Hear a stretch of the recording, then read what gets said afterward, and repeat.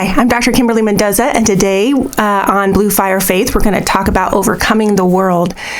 As we look outside, we see crazy chaos. I mean, it's been going on since 2020 or even before. We're seeing wars and rumors of wars. We're seeing, the pandemics and fires and earthquakes and tornadoes and tsunamis and weird, crazy stuff happening in churches that, where there's divisiveness, where churches are actually splitting over different matters. And we're watching things that should be wrong are now being said to be right. And the people that fight for what's right are actually being told what there's wrong. Like if we even look at the movie that just came out, and all of Hollywood doesn't want to support this movie that's talking against bad stuff, is just crazy. It's talking about freeing children from trafficking, and yet Hollywood doesn't want to talk about it. And actually, they're banning people that do. It's just such a crazy world we live in right now, where good is bad and bad is good. And so it may get overwhelming sometimes. It may feel like, why are we even here? Obviously, Christ is coming back soon. So, it's just getting so bad. And I mean, if you read your scriptures, that was going to happen. The Bible says that when the vultures start going around, something is dead. And Jesus said, you'll know the signs of the times by that. And it's just like a pregnant woman is like, as she gets closer to delivering, it gets faster and faster and faster on the, totally blanking on the word, contractions, there it is. It's the same way for this. It's as we get closer to the end times, it's going to pick up in how bad it is.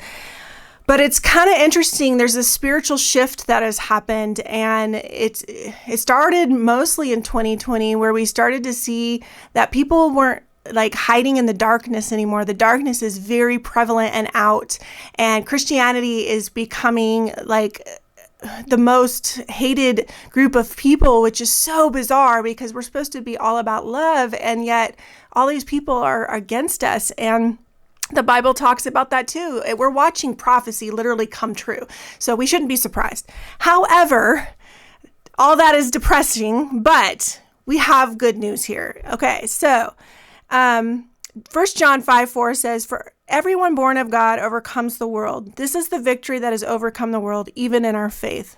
Henry Ford said, "Obstacles are those frightful things you see when you take your eyes off your goal." And so, yes, we can start to see, the turbulent waves in the world, just like, when Peter stepped out of the boat to walk towards Jesus, he was doing really good when his eyes were on Jesus, but the minute he looked at the waves, he sunk. And so we have to keep our eyes on Jesus and realize that, yes, the waves are high, the storm is great, but that is okay because we know that Jesus overcame the world, right? Isn't that what he told us? That we do not need to fear. We do not need to be scared because we know that Jesus overcame the world. During Jesus's time, they had extreme poverty, they had judgmental religious leaders, they had corrupt politicians, the diversity and the prejudice among the various people groups. I mean, do any of these sound familiar? Like, have you experienced any of that, Unrest has been going on since Jesus was on this earth. And like I said, it's getting, with the riots and the shootings every week, it's getting bad. It is getting bad. But Jesus has overcome the world, and we just need to keep our eyes on him and moving towards the mark.